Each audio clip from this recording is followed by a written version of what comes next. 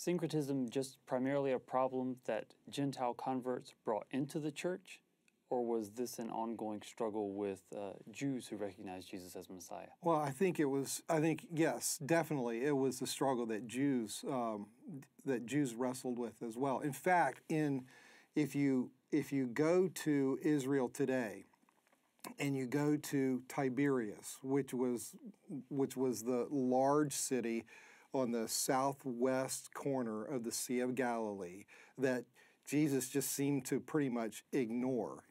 No record of his having gone in there. But there are ruins of an ancient Jewish synagogue that has on the floor a stunning mosaic of God as the pagan god Helios, the sun god, and he is surrounded by the signs of the zodiac.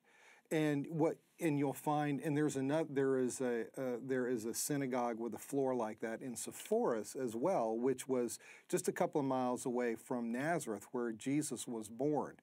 And there we get now those synagogues emerged, probably 3 or 4 centuries or so after Jesus' birth, because what seems to happen in Jewish worship in Palestine, after Christians start coming in, after Constantine's mother Helena becomes a believer, and they start building buildings to honor places where Jesus was, that Jews start doing these depictions of God, which was just an extraordinary thing for Jews to do in view of the second commandment. Right. But but there was very little written, in fact, none that I'm aware of, that was written to articulate why they would do this. And so modern scholars, they are having the conversation among themselves whether this was just pure selling out syncretism, or whether it was Jews trying to say, no, it's not Helios who's really the Lord, but it's our God.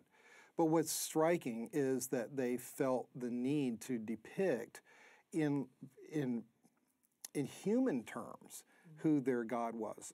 I personally think, prompted to do so by the emergence of Christianity, worshiping God in a whole different way since he had taken on flesh for them. But it simply reflects the fact that Jews as well as Gentiles wrestled mightily with syncretism all the time. And that's what makes it really interesting here in Colossians, where you have people probably from a more pagan background, but they are living in an environment where the likelihood is they have Jews who are also wrestling with how you reconcile exclusive loyalty to the true God with all these competing claims of powers and spiritual powers that are out there.